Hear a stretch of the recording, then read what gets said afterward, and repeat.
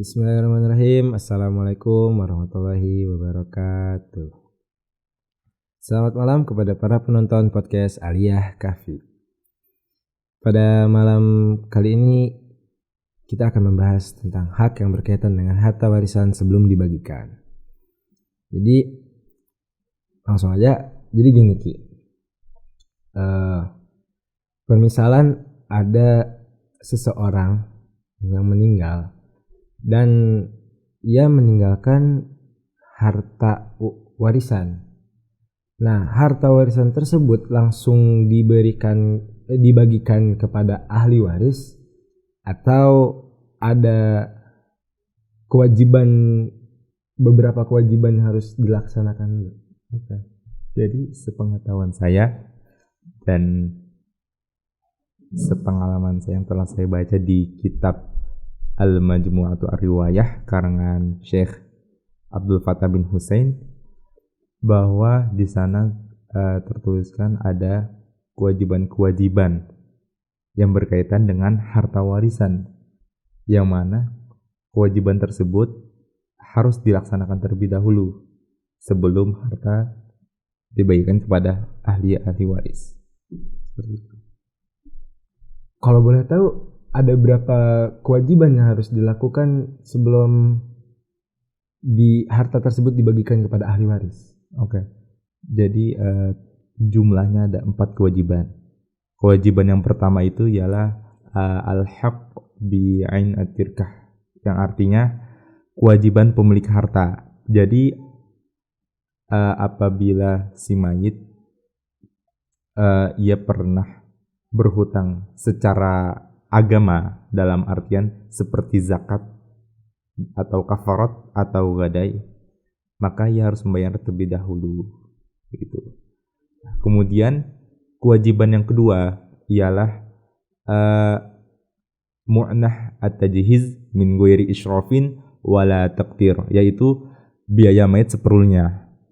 Yang dimaksud ialah biaya mayat seperlunya, biaya untuk perawatan mayit, seperti biaya untuk memandikannya, mengkafani hingga menguburkan.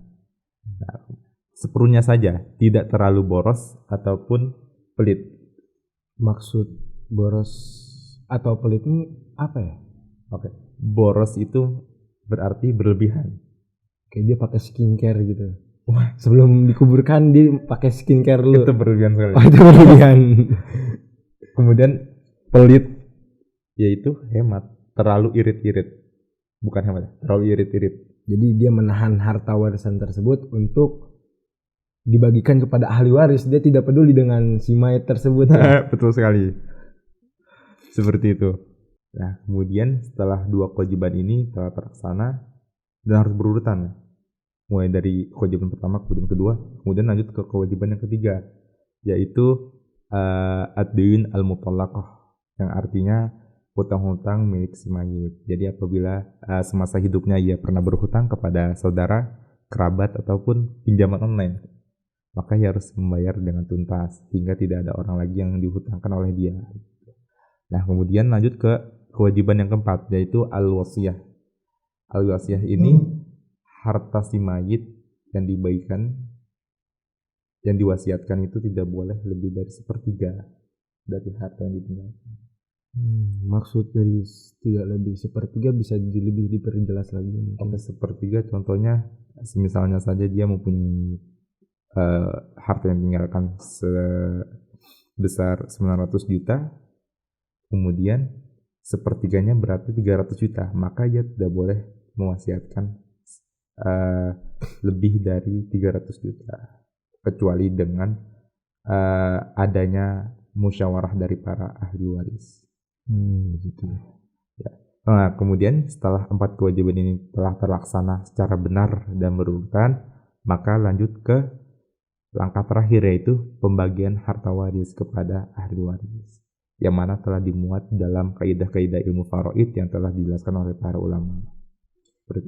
Jadi kesimpulan pada pembahasan kita kali ini itu berarti sebelum harta warisan itu dibagikan kepada ahli waris, berarti ada 4 kewajiban yang harus ditunaikan terlebih dahulu sebelum harta waris itu dibagikan. Iya benar. 4 kewajiban ini juga melalui harta waris tersebut ya, ditunaikannya dengan harta waris.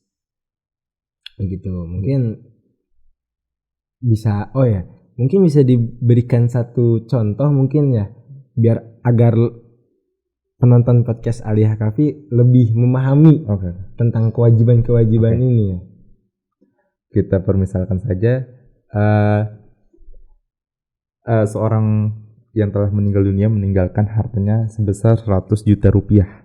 Nah, maka kita ikuti langkah yang tadi telah dijelaskan, yaitu kewajiban yang pertama ialah kewajiban pemilik zakat, pemilik harta, yaitu contoh ia pernah berhutang zakat.